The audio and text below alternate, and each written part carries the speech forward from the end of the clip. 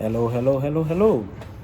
Habari zenu wapenzi watazamaji. Inanishinda.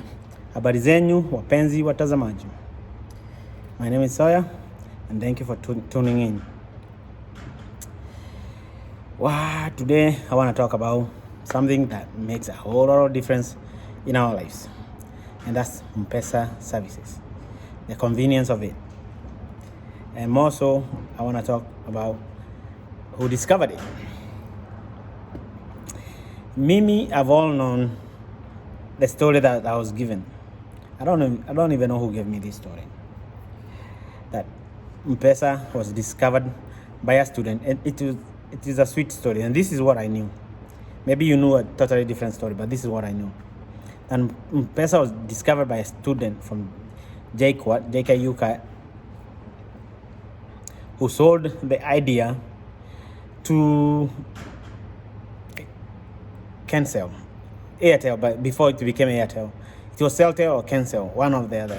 He sold the idea to Celtel in 2007. No, not in 2007. Before 2007, because we came to know about it in 2007.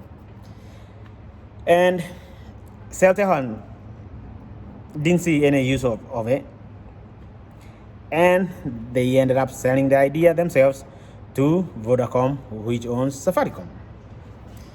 That is the story I knew, and it was so sweet and stupid at the same time. Juu maishani mwangu yote, sio maishani mwangu yote, after I realized how much Safaricom is making with this M-pesa product, I always wondered, who was this so stupid to come up with such a good idea and sell it for chump change. You 5 million is what niliambia waliuza for chump change. That's chump change compared to how much money Safaricom is making through this product. Even in my dream, I used to curse this son of a bitch. Even in my dreams. But that's the story I was told. I took it as a true story and ran with it. Hata mimi story nimeambia watu wengi sana, because that's the story I knew. Sasa today I was bored. Siko na kazi ya kufanya. Kazi niko nayo, but I'm lazy. I didn't have customers, so I decided to Google something, and that's the story I Googled. And actually I Googled who came up with M-pesa idea. That's what I Googled. And I came into an article by Ouko. Ouko ni reje. Mi vitu wakisema kitu I take it for gospel. Juu sijai wamesema kitu ya uongo. They are not bloggers. Bloggers will say anything to get you to click. Ouko is not into that. Ouko atakupatia vitu vilivyo. Either you like it or you don't. But they're gonna tell you the truth. No, bloggers will just lie about anything to get you to click. So I googled who came up with the idea behind the M-pesa. Who came up with the M-pesa idea? Those are my words. Boom! The first article at the top was Ouko. Nikasoma hiyo. Then there was another one from Wikipedia. Nikasoma hiyo. And I'll take the Ouko story as the truth. Na vile nilikuwa najua as uongo. Let me turn on my phone. I'm using Android, excuse me. Na sio kuringa, hii simu situmiagi sana. I'm more of an iPhone guy. So this is the Ouko story that came up. That's the first article that came up. And it goes like this. I'm going to read it word for word. The name of the student who invented M-pesa is Nyagaka Anyona Ouko. This is Ouko. He has a certificate of patent. I think it doesn't say patent. It's a certificate of copyright. I think it's the same thing as what we have in US patent. He has a patent certificate that dates back to 2012. And we all know by 2012, sisi sote tulikuwa tushaanza kutumia M-pesa. M-pesa came in 2007. And those are the facts. In the article talks a lot, but hizo ndizo vitu. It goes on to speak about the real story behind it. Nataka kwanza kuongea hiyo kwanza.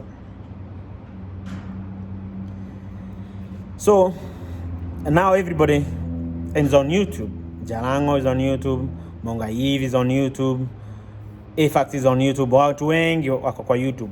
They are a lot. I don't watch all of them. Mostly I watch Jalango, Mongaiv, and Afax. That's where I get my stories and my gossip. Sasa nimekaa vile nikashindwa. Of all these people who are getting interviewed, how come I've never seen an interview of the guy who discovered M-pesa and the way it impacted our lives in so many different ways? And that's how I ended up deciding to Google. So I went to Google pictures, images, because I've never seen this guy. I only knew this guy and the story I was fed. And from today, your story, sio ya ukweli, ni ya uongo. Boom.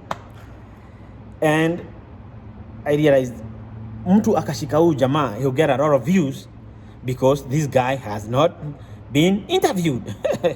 You know, right now we go by views. You know, right now we go by views. I apologize. My AC is off. I'm sweating like a pig, and I can't help it. So mtaona nikijitoa nini jasho every now and then. Turn on AC, amtanisikia. It's too noisy. I apologize for that. So I'm going to read the article by Wikipedia. Wikipedia says this. M-pesa is a mobile service.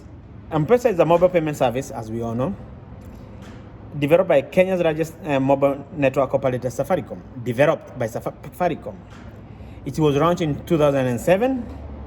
M-pesa was originally developed to allow payments from microloans to be easily collected. However, it was found out M-pesa users were using the service to transfer money to from one person to another.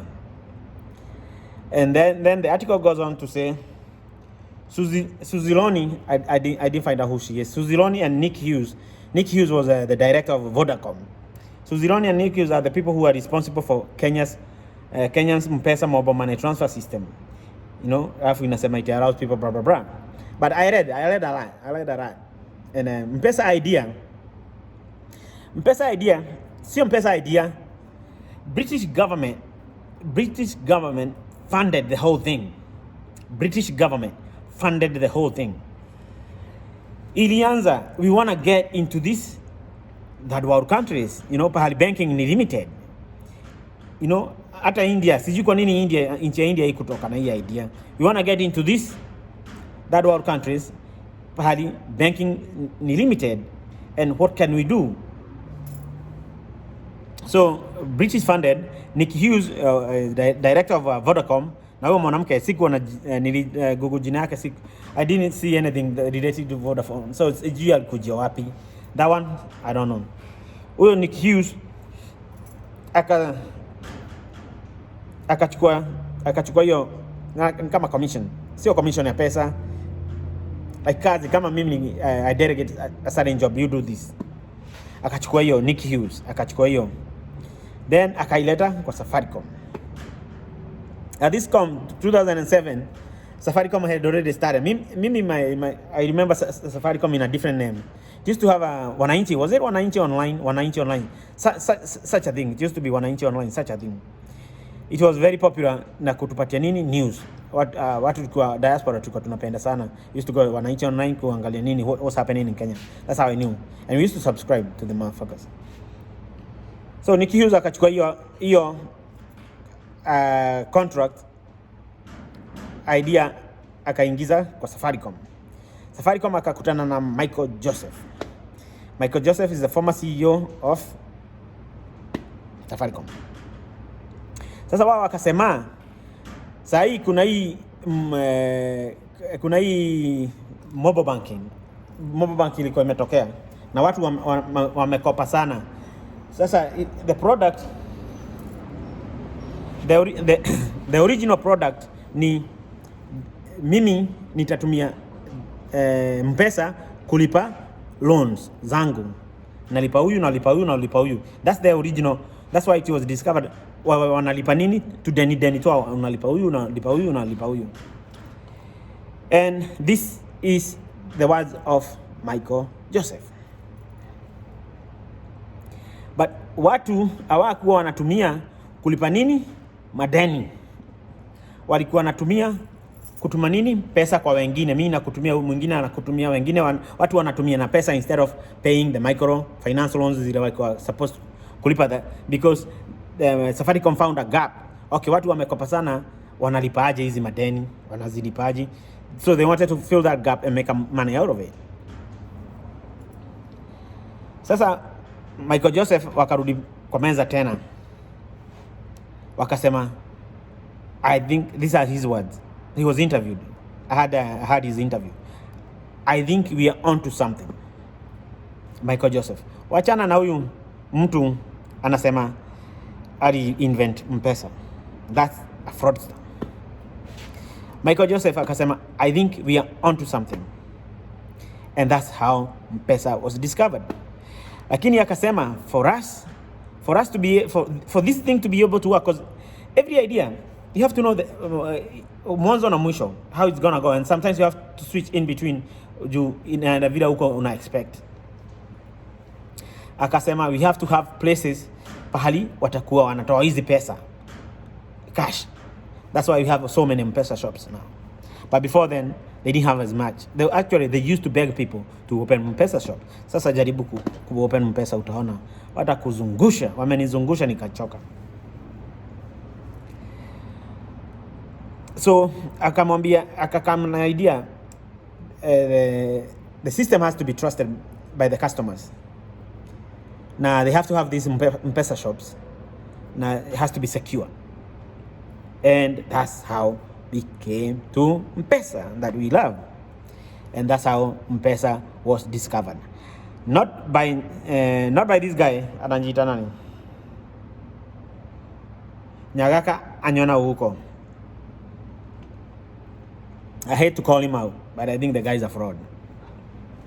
I hate to call him out. Anasema, oh, he had the concept, akauzia. So actually, according to what another article I read, yake Nyagaka anyona Ouko, alisema the concept was his, akauzia Safaricom. Mimi ile story nilikuwa najua is JKU card, maybe that's the guy, had an idea and sold it to Kensel sold it to Safaricom. Iyo trash. Huyu anasema the concept was his, akauzia Safaricom, and all they did was code it. Those are his words. But I think the guy is a fraud. He patented the idea 2012. By 2012, M-pesa had already taken off. And I think the words of Michael Joseph makes more sense than the words of Nyagaka Anyango Ouko. Michael Joseph is more credible. The value of his name means a lot. Sioni akinanganya. The value of his name means a lot. Huyu ni kama ringtone, crowd chasing. He was crowd chasing at that time. I don't know. He was cloud chasing at that time. Wacha tu achana na hiyo. Leo niko nataka kuongelea mambo tatu. M-pesa, the fees, and ile game Safaricom wanatuchezea na hizo pesa. M-pesa is a good thing. It's a good product. It's a good product and it's very convenient. Shida yangu na M-pesa ni this service fees. Ni mingi kutoka kwangu na ni mingi kutoka kwako na ni mingi kwa kila mtu. Wanjiko anaumia na hizi mafees zenu. Let me ask you a question, my viewer.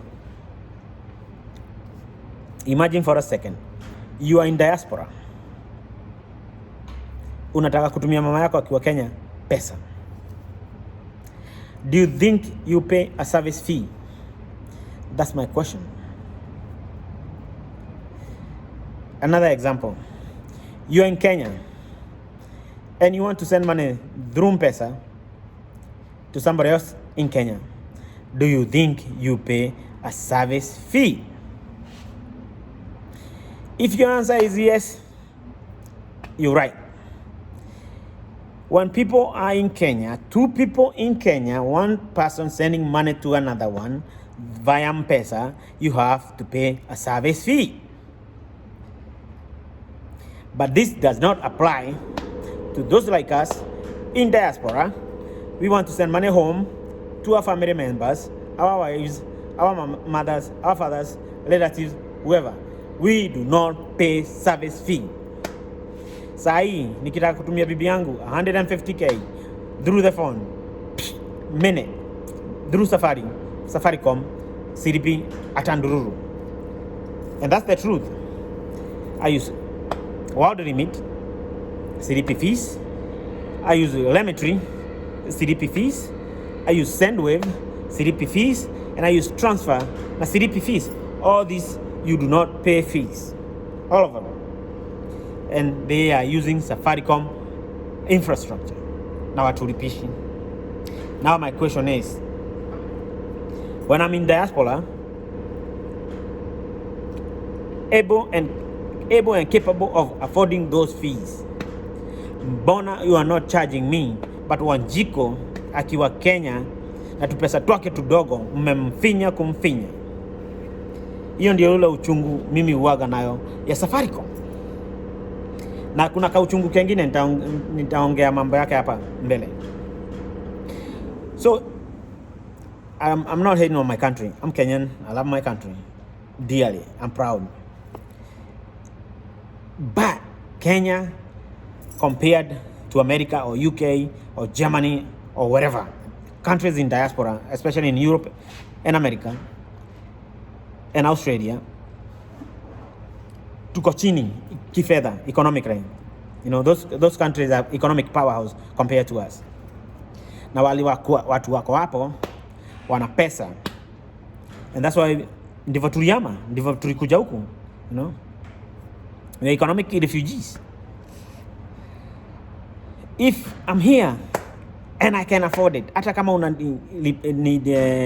nipiga service fee $25, I can afford it and I won't even feel a pinch. Mbona you are not charging me, but Wanjiko akiwa Kenya, who cannot afford it, who can use that fee, unamfinya kumfinya? Why?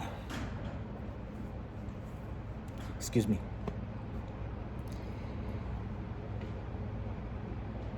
Mimi nina biashara mingi sana Kenya, and I have till number several. I think I have like 9,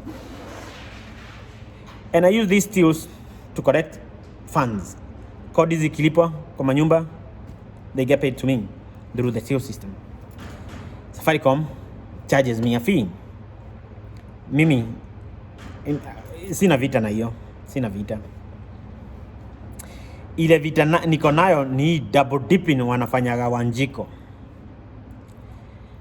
Wewe, mimi nimetumia, let's say I'm in Kenya, nimetumia Wanjiko 5,000. Nitakatwa ngapi? 45 shillings service fee. That's what we pay. Is it 45? Oh no, it's 55 shillings service fee. Nitakatwa na Mpesa, watanikata.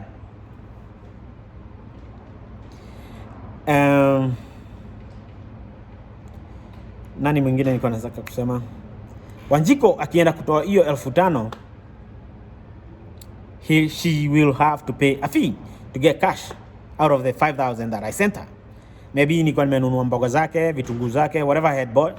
Wanjiko na biashara nyingi, akapata pesa zake, jioni anataka kuwa na cash, anaenda kwa Mpesa shop kutoa, boom, anapigwa service fee.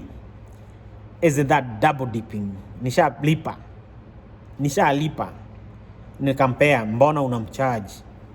Nikiwa diaspora, nikituma na unicharge, then I expect my mama is going to pay a fee kuzitoa, which is okay because I didn't pay the fee. So somebody has to pay the fee. Now she's paying the fee. But ukiwa nyumbani, nalipa fee kukutumia na nalipa fee kutoa. That is double dipping. Greed at its finest. Na hiyo kitu waga inaniuma sana. These fees are too much. Wanjiko wamechoka, punda imechoka.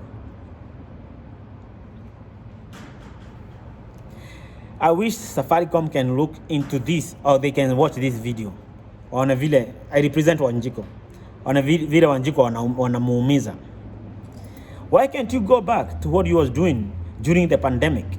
When pandemic came into our shows, you reduced these fucking fees and you're still making money. Sema kutuma 0 to 1K ni bure, like you did during the pandemic. and Wanjiko will appreciate the service, you know. And I know, you know, I'm guilty of taking that zero money, the full advantage of that zero money. I took advantage of it. Mi nikitaka kutumia mtu, not me, nina bibi nyumbani, niko namwambia kata 1,000 zifike 10,000, save that 100 shillings. Save that 100 shillings. Hiyo mia ni pesa mingi sana. I consider myself jamaa wa mjei, you know. Kwetu ni Thika. And actually, the first kwetu ni Thika, and the first M-pesa shop was established in Thika, 2007. I had Michael Joseph talking about it. I was pleased.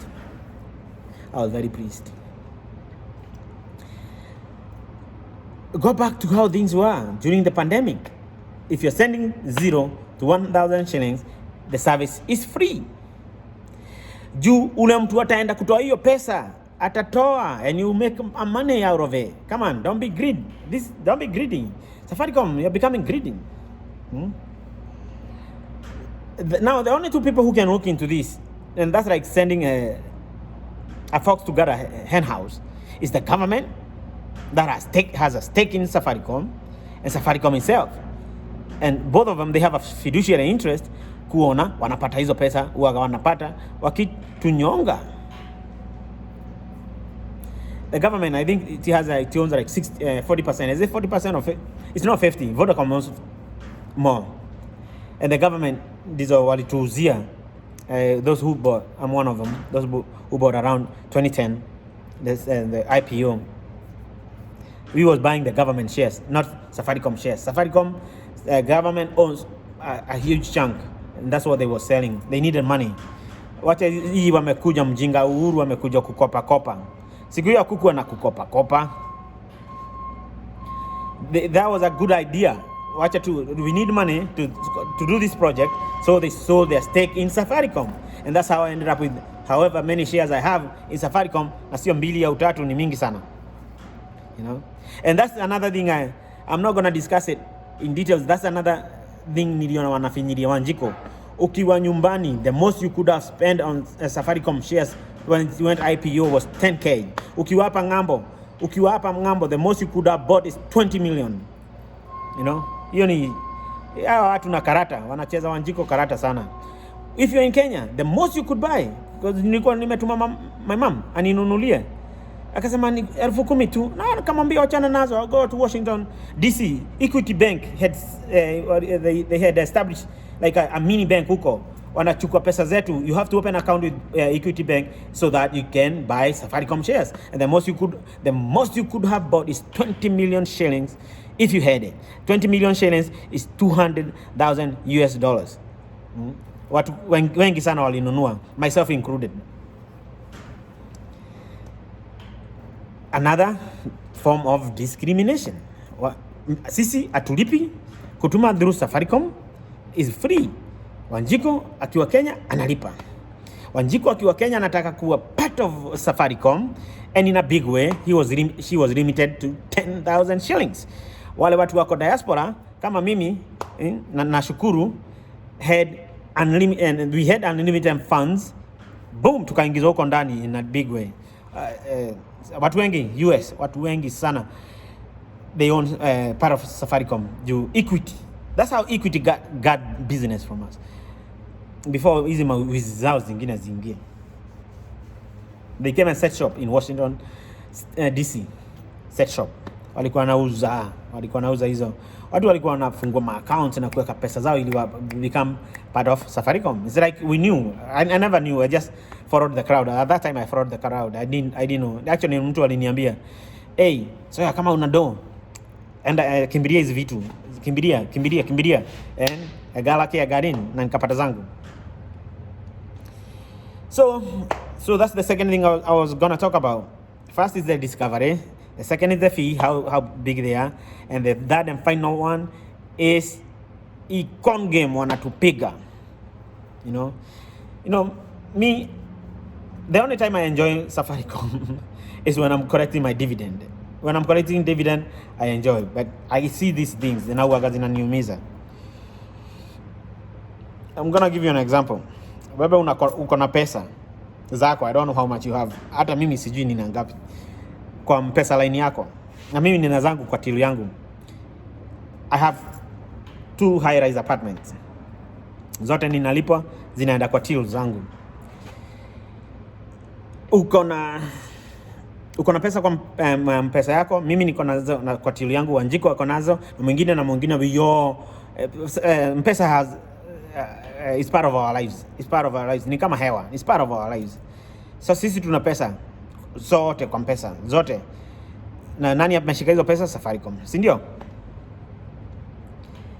Safaricom, I was reading an article where Safaricom says it makes money transactions, zile pesa zinafanywa transactions kwa hizo systems zao, more than 6 billion shillings a day. They go through their systems.